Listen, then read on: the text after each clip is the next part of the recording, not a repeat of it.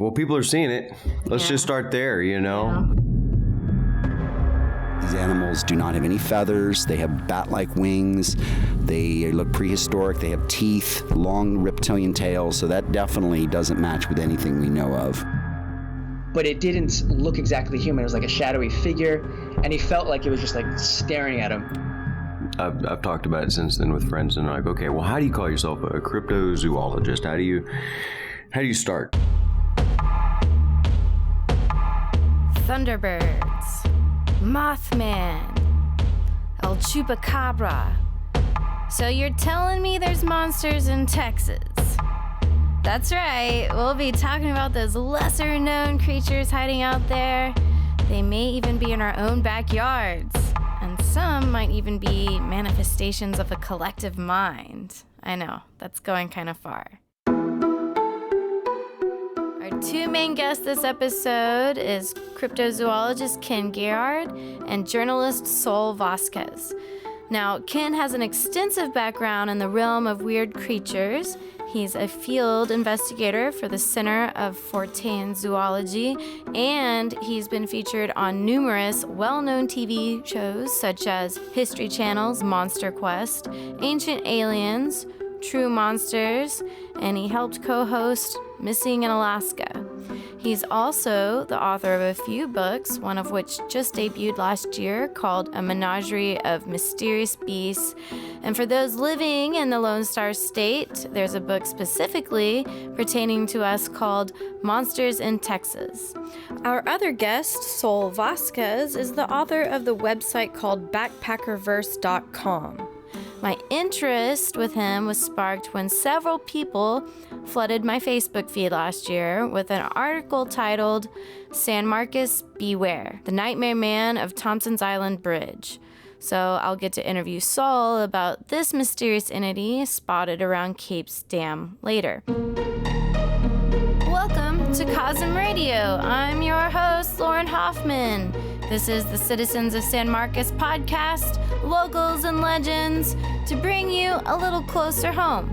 With me on this episode is Fintnapper and bigfoot enthusiast Bob Ratliff, who will join me in adding some reflection to the notion of Sasquatch and mysterious entities. My name is Bob Ratliff. I'm with her today as a guest. I'm interested in all the weird stuff. You know, one time there was a arrowhead worm when I was a kid, and I thought it was like a baby cobra, because it had that flattened out head, and it's just a type of flatworm. Yeah. And I didn't know what that was. I tried to describe it to my mom when I was a kid. I'm like, it was like a baby cobra. It had a flat head on there. And she's like, there's no cobras in Texas.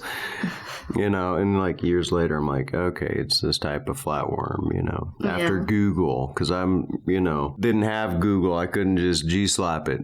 You know, I couldn't just go weird looking worm with a flat head, search. My job is, you know, kind of a crypto occupation. I am a professional Fintnapper. I break flint all the time. All the time. It's all I do. I make interesting sculptures and points and blades and, you know, I've wanted to, you know, I don't want to live in a world without Fintnappers. A lot of people do that as a hobby. I'm the only maniac that thinks that that's like a thing that you can do as a job thing. And you have some very unconventional pieces, right? I mean, stuff you wouldn't normally see. I am one of a very few number of people who have mastered Hey, I'm just going to say it, all right? I mastered my eccentric flintnapping, okay? I'm just like, I'm putting it out there. You say, well, you talk your lip, but that's what happened, okay? I spent a lot of time figuring out what the Mayans did, and I got really, really, really good at it. And it's like, okay, fine, all right. I'm not going to break my arm patting myself on the back. It took a lot of work, and I bled all over the place, you know? And if you want to get good at it and, you know, just be prepared to, you know, get a pack of Band-Aids and tear it up. Obviously, in this episode, we're going to be talking about Bigfoot. Now, what are your beliefs on it? Do you think What do you think? Is it real? Is it not real? Well, people are seeing it. Let's just start there, you know. And you know, it could be that it's only a real evolutionary advantage is its ability to distance itself from humans. Yeah. Yeah, humans, you know, like they got it figured out a long time ago that humans were some bad news bears, you know, and probably the farther you stay away from, the better your chances of survival. Mm-hmm. You know, like we're still on the hunt for Bigfoot, you know, like we're just open about it. Like, yeah, we would totally kill. I want to see a body, you know, I want to kill that thing, you know. That's where people go instantly. Like, what if you actually did? And you're like, oh, God, this thing's just like a human. I just killed a human, except it's really hairy and a little bit bigger than me. And look at those feet.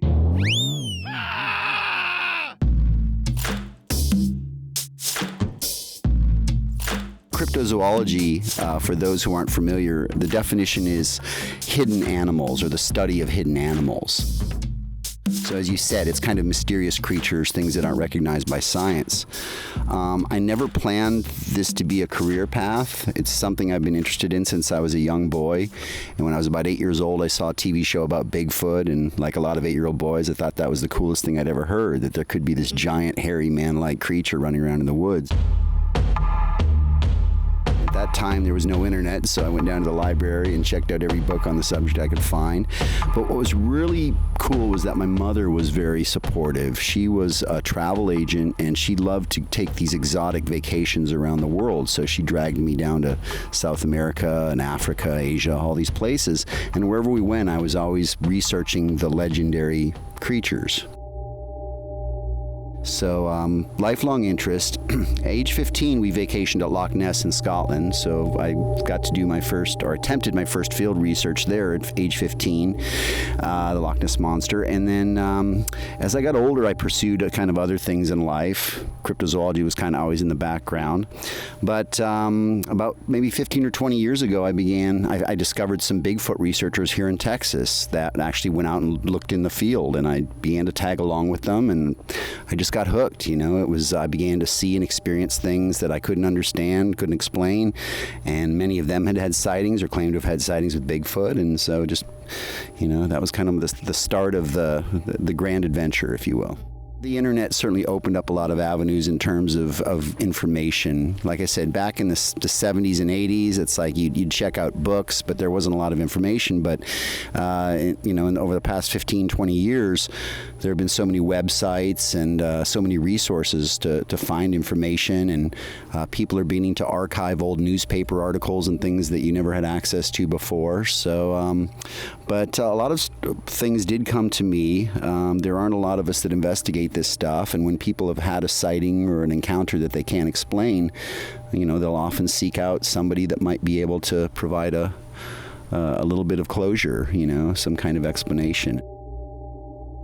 My father was a scientist. He's a PhD in forestry, and so I spent a lot of time in the outdoors, but, you know, he had no interest really in cryptozoology or anything like that, but he did teach me a lot about science, and he was always, when we were walking in the woods, he was explaining different species of trees to me, or, you know, whatever. So, but there were some epiphanies when I was younger. One was in 1976, I was growing up in Minnesota, and I saw an exhibit called the Minnesota Iceman at the local state fair, which was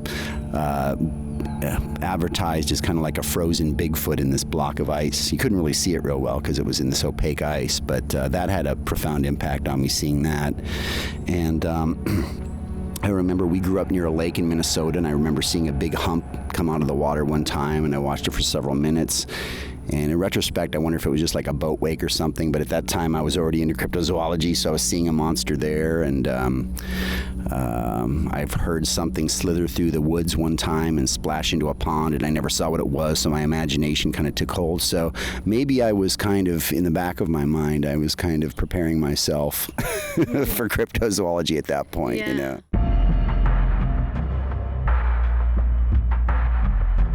Maybe if you could give a few examples of creatures you've studied in the San Antonio, Central Texas area. Well, I don't know if your listeners are interested, but right now we're sitting out in the middle of a park called Greenway Park here on west side of San Antonio. And one of the reasons I chose this location was it's kind of a ground zero, if you will, for different cryptids. About 2 miles due south of here on the south end of the park, there was a sighting of a giant bird known as, in cryptozoology as a thunderbird about just a few years ago. Several teenagers saw this giant bird in a neighborhood, and they said the wingspan was like 15 feet across. So that's definitely unexplained. Similarly, in that same neighborhood in 2010, a guy videotaped something that was called a chupacabra, and this actually appeared on a National Geographic documentary. It was later debunked, and it turned out to be a diseased dog of some kind, but it was really gnarly looking. And then about 5 to 6 miles southwest of here, there was a famous sighting of Sasquatch back in 2009. A homeless couple called police after they saw this giant thing drag a deer carcass off the road, and that made big news. So, that's a good example. Things that I investigate in the San Antonio area: flying cryptids, occasional Bigfoot, Sasquatch, not too many.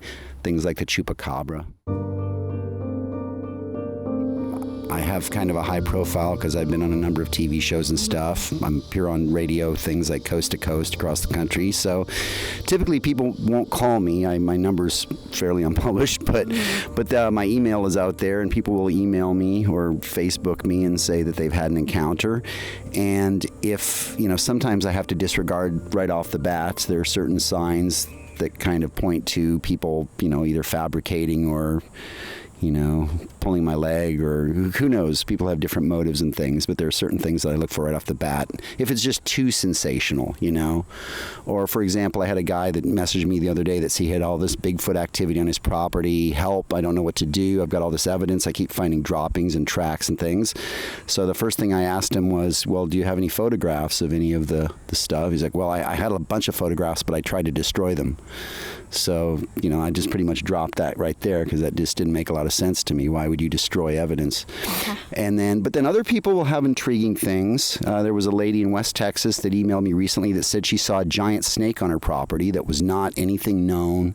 She's lived there all her life. She's familiar with all the large snakes, and this was like a big 8-foot snake that looked really weird. And she found another neighbor who had seen it and stuff. And that's really interesting because, West Texas is a pretty remote place. You could have a big snake out there that no one's ever seen. But anyways, I start an interview process. I usually do phone interviews. I'll do follow-up interviews where I check people's credibility. I forgot what you said the first time. Can you explain that again? And if their story is consistent and, can't punch too many holes in it, then that's usually compelling. And then, the last stage is the on-site visit. And to get there, and, I don't have a lot of funding or backing, so a lot of the stuff I do out of my own pocket. So if it's gonna be worth it, I'll invest the money to travel across country or hook up with other researchers that are on an investigation and put boots on the ground.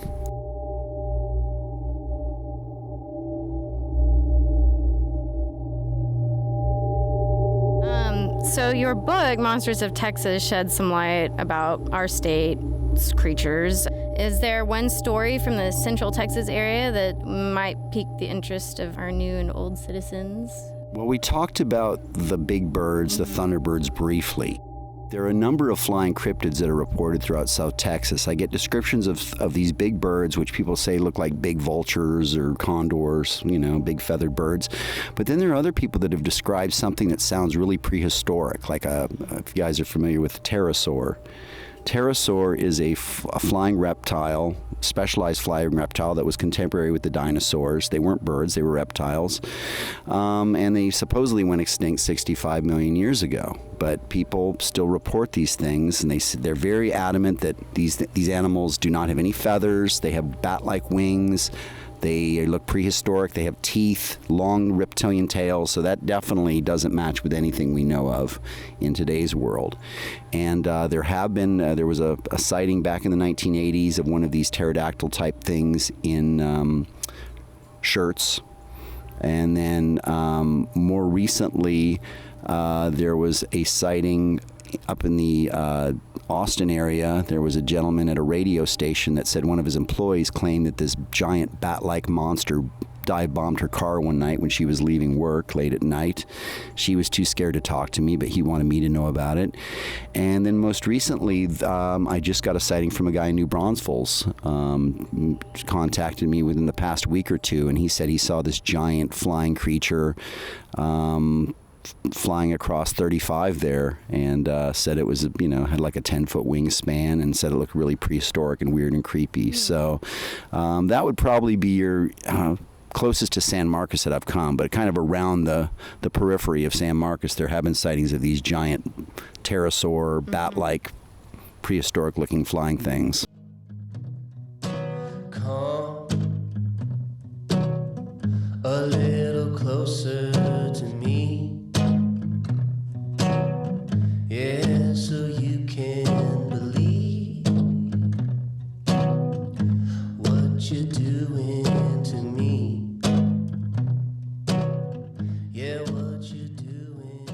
COSM is all about Texas heritage and history, so come check out one of our sponsors, Riley's Tavern.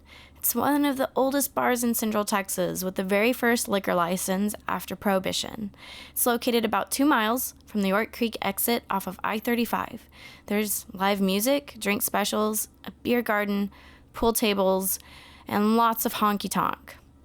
Go to COSMRadio.org to find out how you can become a sponsor for this podcast.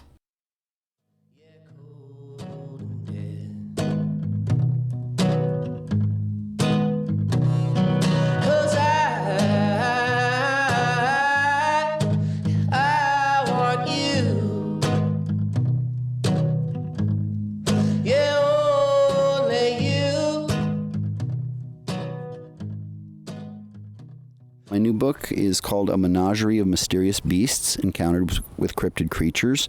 This book has been about 2 to 3 years in the works, and it's a compilation of different investigations that I've undertaken on a variety of different cryptids and strange creatures, and also a large number of never-before published first-hand eyewitness accounts from people that have contacted me, I've interviewed and found them to be fairly credible.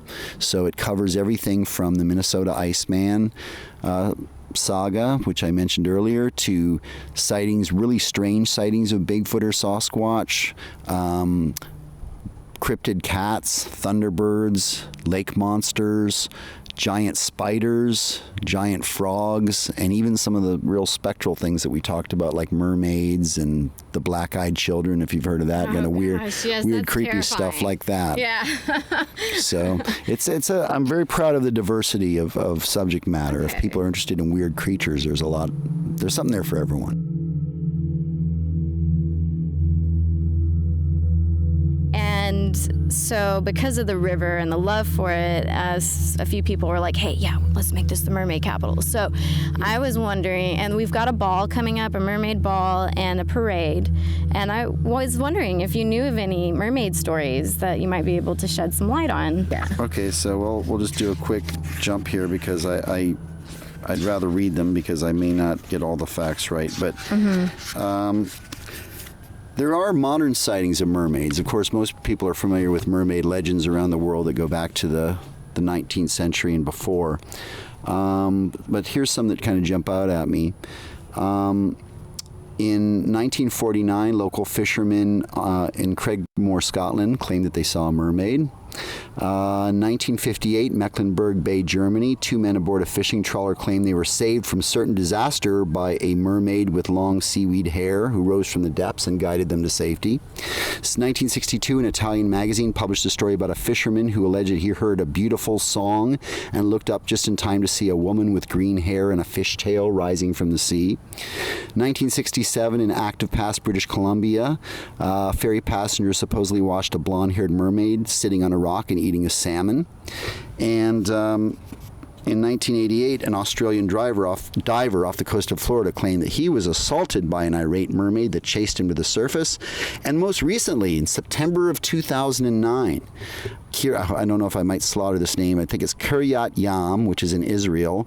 A witness stated that he came upon a strange-looking woman writhing around on the sand. In an instant, she disappeared into the surf, displaying the fluidity of a native marine species. And there were other sightings around that time. So as recently as 2009, you have a spate of mermaid sightings off the coast of Israel. So that's pretty amazing.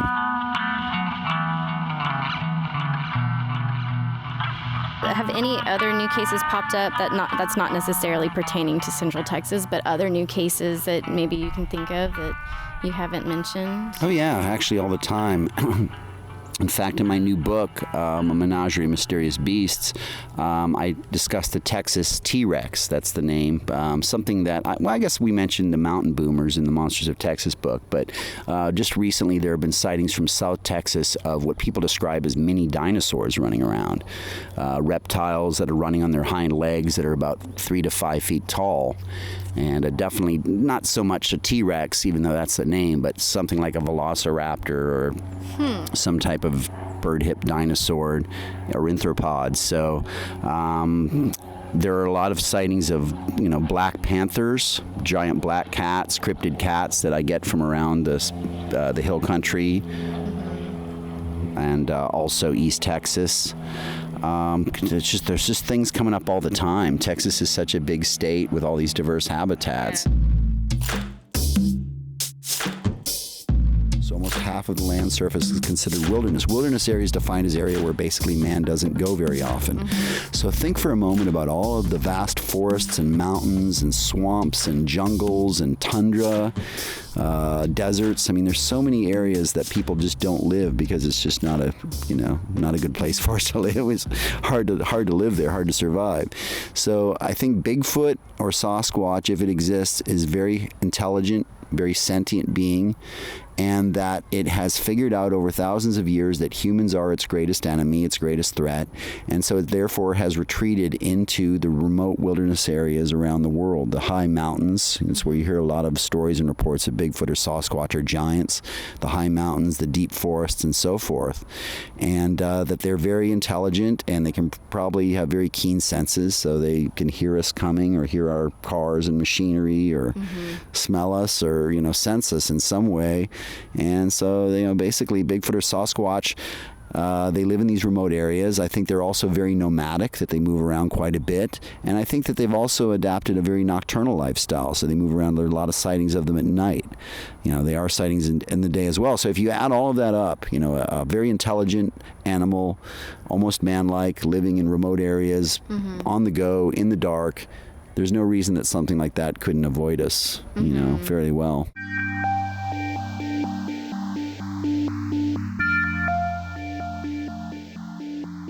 Okay, do you know much about centaurs? I know a little bit about centaurs in the classical sense, yeah. Upper torso of a human, lower part of a horse. Matter? So is it a horse, or does it have to be a horse, or can it be something different? Like a goat or a deer? Well, there's a centaur and then there's a satyr. If you look at Greek mythology, the satyr is only has 2 legs and goat-like on the body, on the bottom half, and then human-like on top, and then the centaur actually has 4 legs. I think that's the definition. Yeah. But you can ask me if there have been sightings of centaurs. Well, has anybody come to you saying they've seen anything like that? Not me, but not me personally. But there have been accounts of satyr-like and centaur-like beings in North America and Europe. I interviewed 2 sisters who had that experience and they weren't on drugs. There was no suggestion that, they were hallucinating, but, at the same time, yeah, they were little. But they all remembered the story, and they all remembered being terrified by this thing. Back in October last year, COSMRadio hosted COSM Paranormal. One of our shows featured the story of the centaur in the episode titled Beyond These Backwoods, Haunted Texas Hill Country. So here's a clip from that segment. Me, my sister, and one of our friends were out wandering our parents' property like we always did when we were kids. And we were in this area that was kind of like a creek. I'm getting chills when I was talking about it. I haven't told this story in so long. So we looked over and I just remember seeing this like tall deer man. We were walking and we looked up and there was kind of like a half man, half deer thing, and it had like a orangish glow to it. He was like really orange. I felt like he had black on him, like not stripes, and he looked straight at us. All three of us saw it and just like gunned it. We ran to the house and we were like telling mom and dad, like, oh my God, we saw this man with horns and Satan, he was the devil. It's got that kind of stuff really touches on some of the weirder aspects of cryptozoology. Yeah. When you start talking about hybrids between humans and other animals, there's a clarification I always try to make, which is cryptozoology is really intended to be based on true zoology. Okay. So you look at the fossil history and the known animal kingdom and see if there's anything that makes sense when you get a description of a certain thing. And in terms of Bigfoot or Thunderbirds or lake monsters, there were things in the fossil history that match the modern descriptions quite well. Mm-hmm. But when you're talking about something like a goat man, now you're kind of getting more into the really weird mythological state where there's nothing that could explain that. But we do investigate as cryptozoologists some of these cases because they're for one, no one else to really investigate them. Mm-hmm. But there could be a logical explanation from the animal kingdom. Maybe people are misinterpreting things or whatever. Yeah.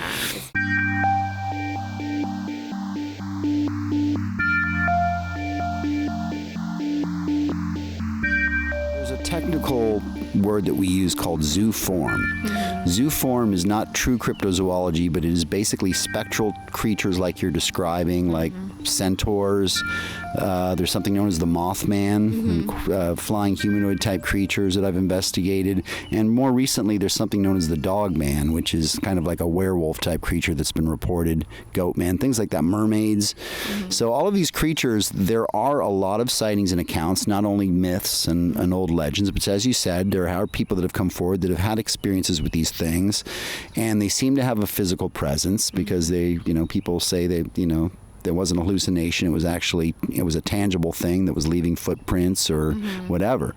Now, I can't really give you an explanation as far as what people are experiencing, but it is something metaphysical in nature is my best guess. Mm-hmm. Some people characterize these things as being interdimensional, meaning that they're coming from another parallel universe and crossing the plane into our reality.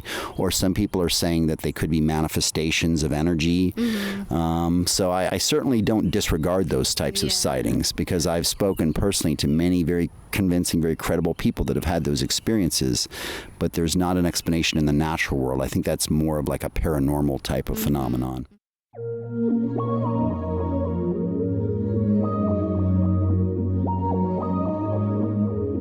I had a person post a local story about a developer in San Marcos who was going to develop on a very old piece of land on the river. We had 2 huge floods last year that just totally demolished the area. I mean, very tragic. I don't know if it was the same developer, but developers had built this huge apartment complex, and it had created a levee for all these neighborhoods behind it, and everyone had been protesting, this development, saying, no, this is not a good idea, it's going to cause flooding, et cetera, et cetera. And now I'm assuming this is a recent story, that this developer had gone out and was thinking about actually building like a restaurant or some kind of venue on that. And as he's looking around, he sees what looks like almost like a humanoid figure, not necessarily human. And then he'd had nightmares about this thing. However, it does make me wonder, like, are we manifesting these things? Because, like the Mothman and how, I can't remember the exact story, but it seemed like there was a Native American who put a curse on the land. And since San Marcos is one of the oldest inhabited areas, I often wonder if that area is sacred. And then in conjunction with the flooding, maybe there's been some heightened emotion that maybe only certain people, like psychically sense this thing, but others can't. It's just a theory. I'm wondering if you've heard anything like that before in your research with all of this. Yeah, actually, this was kind of the topic of discussion at the Dogman Symposium, which was a recent event that I helped to organize, where we were talking about some of these spectral creatures. And when we had our expert panel at the end with 6 of the top researchers in the country talking about this, I think we were all on the same page as far as the Dogman and some humanoid things like you're talking about are actually thought forms. That is, that we are somehow manifesting these creatures. And there's an ancient word, it's called a tulpa. It was originated by Buddhist priests in Tibet who claimed that they could actually form a physical creature by concentrating in meditation. Somewhere deep in our conscious minds, that we are able to take these forms and then project them onto the fabric of our reality, like a hologram or something, and give them kind of physical life.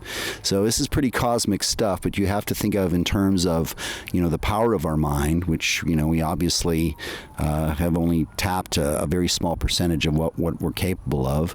Moreover, the power of the global consciousness, if we're all connected on certain wavelengths, and that we all have, kind of the same types of fears or belief systems, and that they're able to therefore channel that into some type of creature manifestation. The more that people think about it and talk about it, they kind of give it life, so to speak. So, for example, there were 2 iconic sightings of the Mothman in 1966, and then it made big news, and there was mass hysteria in that particular area, and then over the course of a year, suddenly there are sightings everywhere. So in just a little bit, closer to the end of this episode, we'll get to hear an interesting local paranormal account that may relate to this idea of manifesting certain creatures. Stay tuned. If you're a fan of farmers markets, come check out our KZSM booth on Saturday mornings from 9 a.m. to 1 p.m. in San Marcos, Texas. Stop and make a donation and check out our merchandise. This is a great opportunity to talk to our station members, look at our schedule, and if there's room on the board, consider hosting your own radio show. If you can't make Saturdays, you can still help support the station by visiting kzsm.org/donate to help.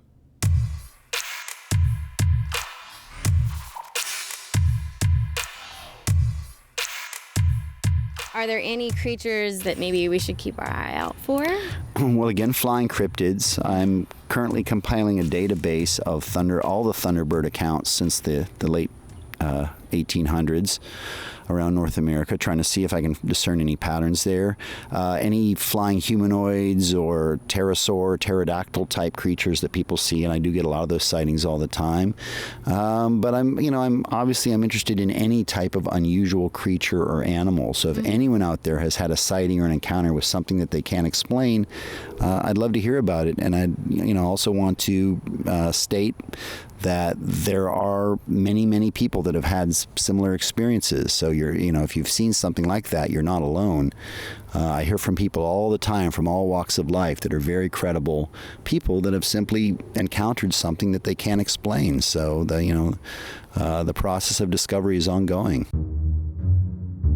Bob, you have any questions? Do you suspect that there is a kind of an ET component to any of this?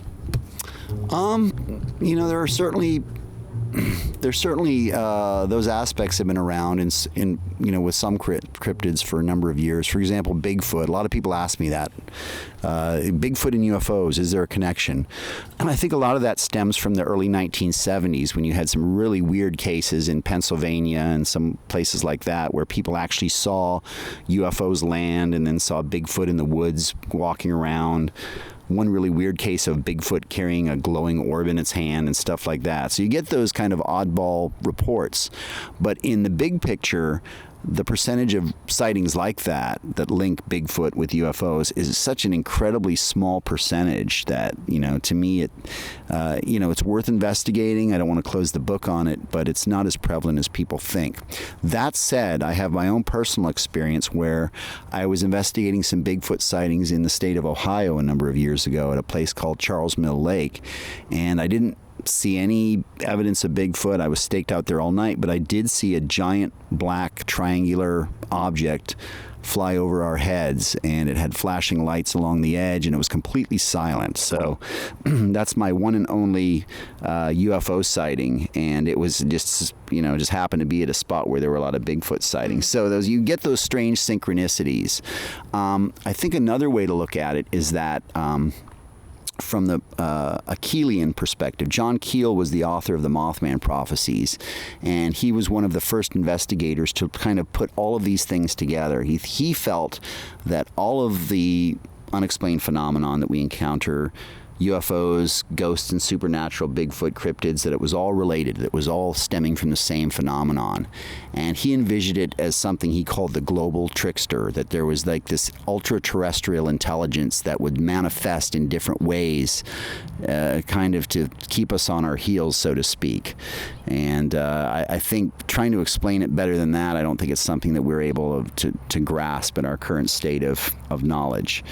But yes, I think there is a possibility that there are intelligences out there, not of this earth, that interact with us at the time and place of their choosing. And in their eyes, we're basically kind of at an insect level. So it's hard for us to even wrap our minds around why this is happening and, how it affects us. But certainly. Right. And there's hot spots where it seems to be a whole lot of different types of sightings, but that it's all over the map. Like the entire area is hotspot. It's gone haywire with paranormal activity. Mm-hmm. Two off the top of my head examples are Stardust Ranch and Skinwalker Ranch. Mm-hmm. Are you familiar with either of those? I've never been to either location. I just saw an excellent lecture on Skinwalker Ranch from my colleague David Weatherly. He was at the Dogman Symposium talking about it. But you're right, that's a great point. There are certain areas, spooky spots.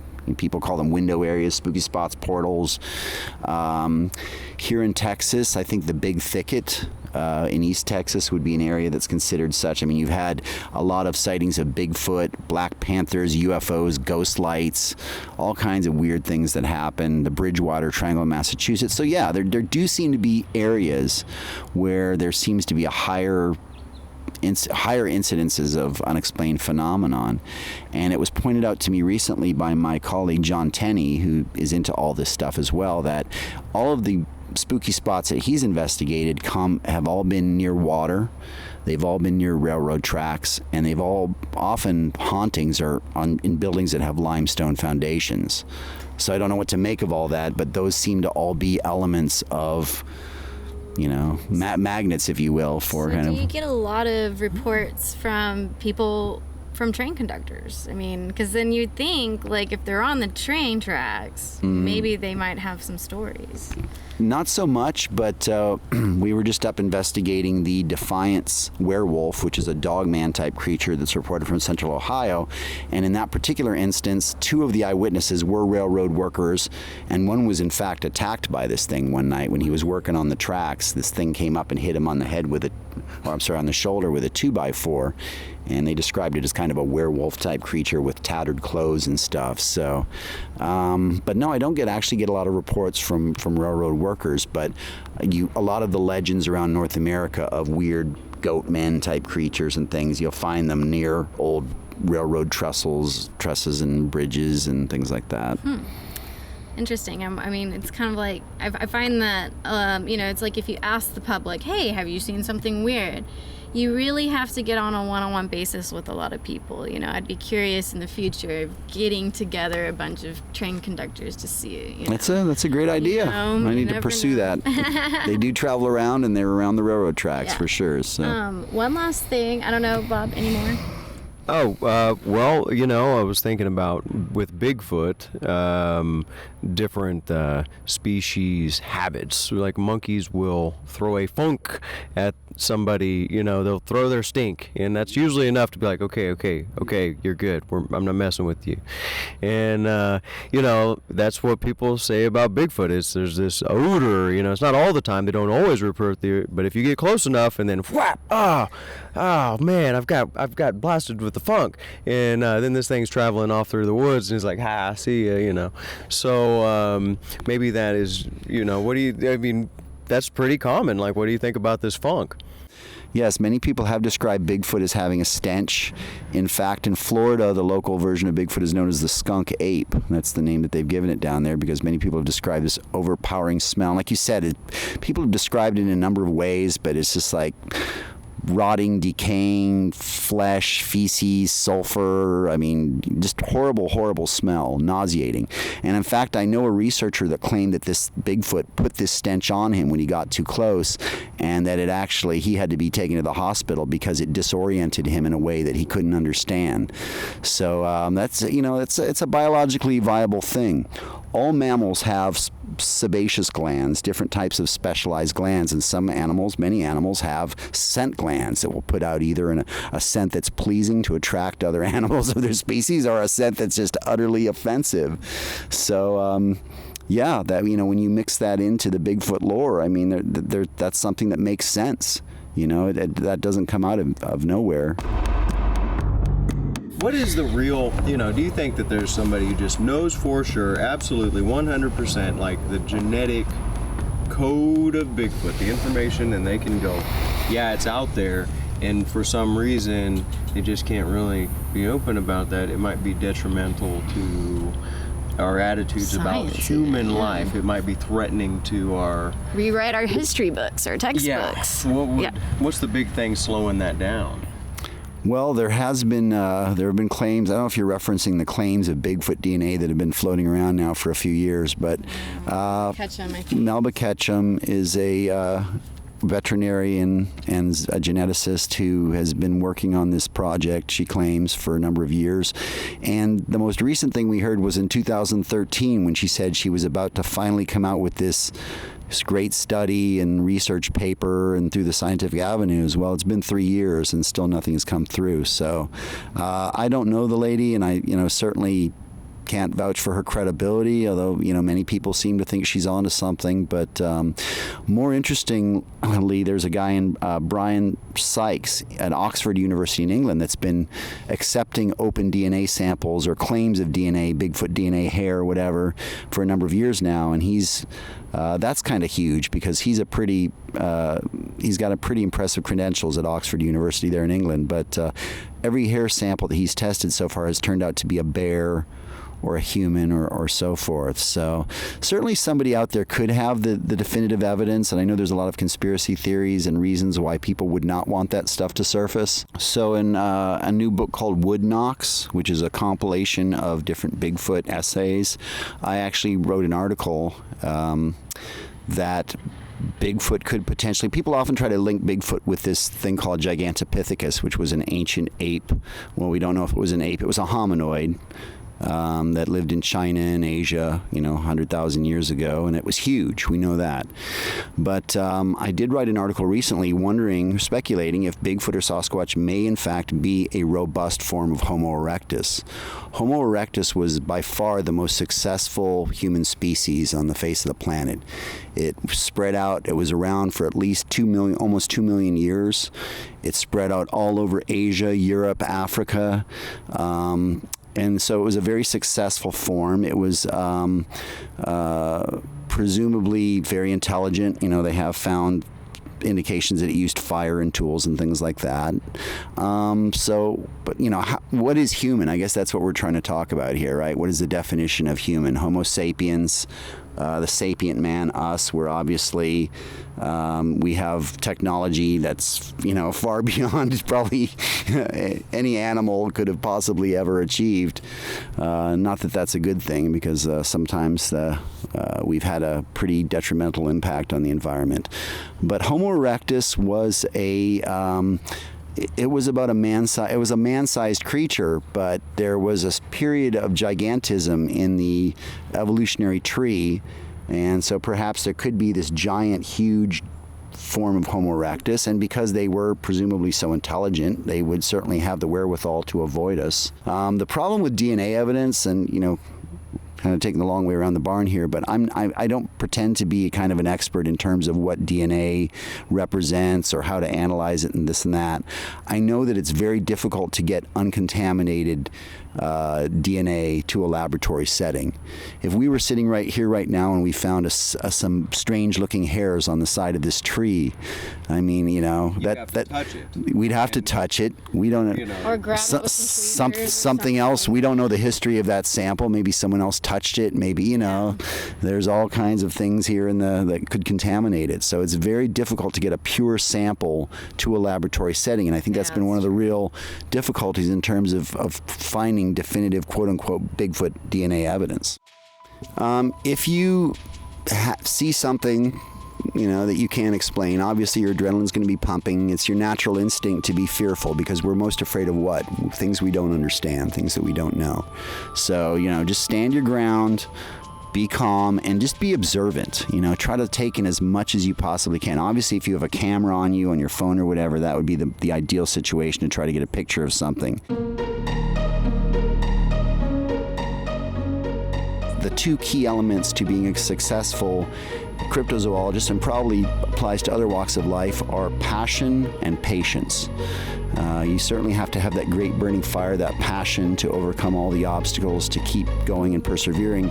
But sometimes you have to be patient. Things don't always unfold overnight. Sometimes they take a little bit of time. And if you can stick to your guns and, stick to your principles, then you'd be amazed at what you can accomplish. Let COSMRadio entertain you while you put away your dishes or fold laundry, or maybe you're working on an art piece or a crossword puzzle. Please consider becoming a COSM sponsor or make a donation. Visit COSMRadio.org, or if you're tuning into San Marcos, Texas Community Radio, you can make a donation or become an underwriter of COSM Radio at KZSM.org. Help keep community radio alive. Well, what's with all this traffic laughing ahead of me? Don't they know that I am someone and I got somewhere to be? I gotta read, I gotta write, I got a green light, but I can't find my way home. And I know I've got it in me to write a better song. I'm singing you a chorus, but the verse, it's all wrong. Paint a picture, put it in a frame, and write down 1,000 words a day. 'Cause your love is like a back road, and I'll travel every time. And I don't mind if I'm lost for forever, even for a night. 'Cause I don't want to hear you say goodbye. We are now speaking with Sol Vasquez about his backpackersverse.com article titled Nightmare Man at Thompsons Island Bridge. I mean, not only is this story itself somewhat crazy, you're also dealing with diehard Central Texans who know the river, who know the geography, and first thing people addressed was that the article had a picture of the wrong bridge. So, the story still intrigued me. I looked up the author and decided to get the story myself.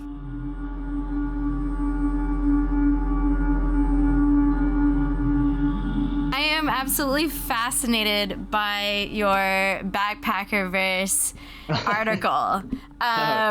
I don't know if you know this, but you have the wrong picture up of the bridge. Yeah, some of the readers commented on that. But you got close. I realize you're all the way over on the Pacific coast, so it's kind of hard to know. But so I'm assuming, have you ever been to San Marcos at all?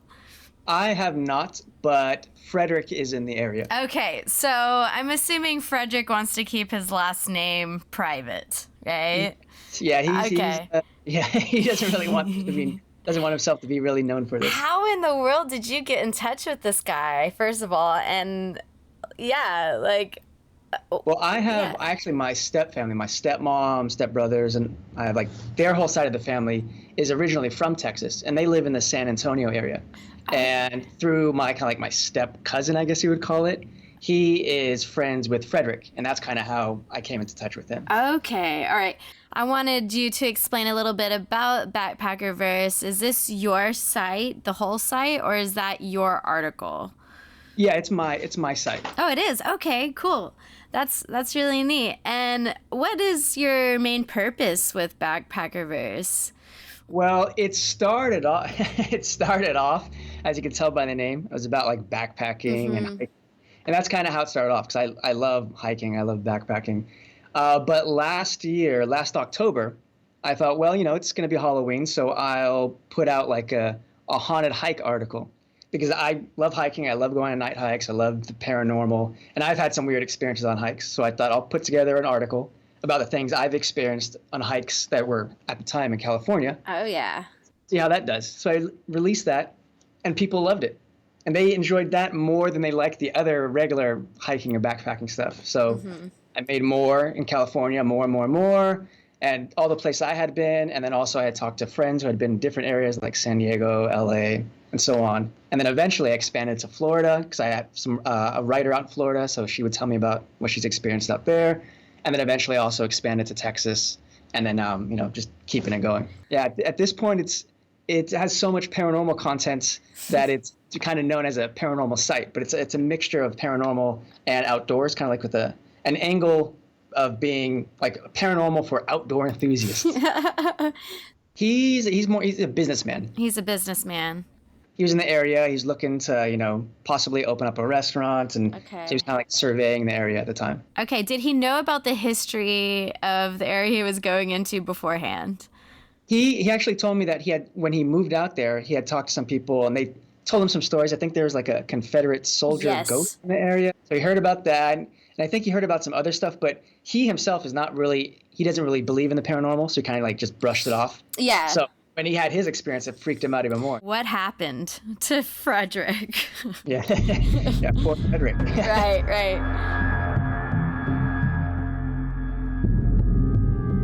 Hey, so he was out there, he was looking to possibly, I think he was going to rent some space. He was thinking about opening a restaurant in the area. So he was just out there just checking it out, seeing if it would be, the location was suitable. And I think it was like a hot day, but he was crossing the bridge and he said that it felt abnormally cold. Like it got just much more cooler than it should have been. And then he was saying that he felt like someone was watching him from the bushes. And at first, I remember I was joking with him. I was like, "You sure that wasn't just like a homeless person in the bushes?" He's like, "No, it definitely wasn't a homeless person." Because I guess as he kind of was getting a little bit closer, he noticed it was a human figure, but it didn't look exactly human. It was like a shadowy figure, and he felt like it was just like staring at him. Oh. So he was kind of like, "Okay, well, maybe it's time for me to get out of here." So he kind of like was just kind of walking away. But he said he felt like, even though he was walking, it almost felt like it was behind him the entire time. So he was just kind of getting freaked out. And like I said, he doesn't believe in the stuff. So he was just kind of, he didn't know what was going on. And then later that night, I think it was that night where he had a nightmare. Like he was back on the bridge and like the sky was black and he saw like flames and fire and a bunch of crazy stuff. And that kind of just freaked him out even further. I mean, I've never heard a story like that out of here. This is like the first and only account of anything like that. That actually gets even stranger. What happens? I might even have to, maybe I'll put it as a follow-up to the article. But like I saw him, we have like every once in a while we have a family gathering, and since he's close to my cousin, he actually ended up coming out. So we were talking about this stuff, and he was saying that things started to act like he started having more and more nightmares, and then the night that he was over, we were up playing cards and he kind of fell asleep before everyone. He kind of just like crashed on the couch. And then in the middle of the night, he started murmuring to himself. And I thought, he's just talking in his sleep, whatever. But then he started talking. It almost sounded like he was speaking Arabic in his sleep. What? And I was like, well, that's kind of strange. But we all kind of like, all right, whatever. Just kind of ignored it, kept playing cards. But then out of nowhere, he just kind of like said the word Beelzebub, which is like, I think that like means the devil or Arabic or something. So, we just thought it was kind of funny. We started laughing about it. But the next day I was like, hey, Frederick, I didn't know you speak Arabic? He was like, what? What are you talking about? And I told him, I was like, well, last night you were saying this and you're saying that. And he was like, what? So he started freaking out. And then like after he went back home, like he emailed me, like I think it was like a week or two later, and he was saying like ever since then he's been having more nightmares. He's woken up with like a bloody nose a few times, a few scratches on his back, and then so he went to the doctor. He thought maybe he has a tumor or something, because again he doesn't believe in this whole paranormal stuff. So he thought maybe something was wrong with him, but he went to the doctor. They checked him out, so now he's perfectly healthy. So yeah, now at this point he's starting to get. Maybe at this point he's going to be a believer because it's pretty strange stuff going on. Wow. I mean, when I hear of, waking up with a bloody nose, I'm thinking this is alien, like this can't. I'm starting to wonder if maybe there's an alien side to this. Wow. Okay. So do you know, does he have any idea as to what's actually going on in our town right now with development? No, wait, something happening? Well, okay. So Thompsons Island or Capes Camp, the Woods apartments stand on the edge of this area. It'd been droughting bad. And then last year we got 2 once in 500-year floods. Oh, wow. Crazy. Right. And so that whole area is just tainted with pain, and so many people lost their houses because of this huge apartment complex. Yeah. And yeah, so it funneled all this water. I mean, FEMA came down to help us. It was a serious, serious flood. Yeah. I've never seen anything like it. And like I said, city council, the public went there and, said, do not build this apartment complex, do not build there, et cetera, et cetera. And then look what happens,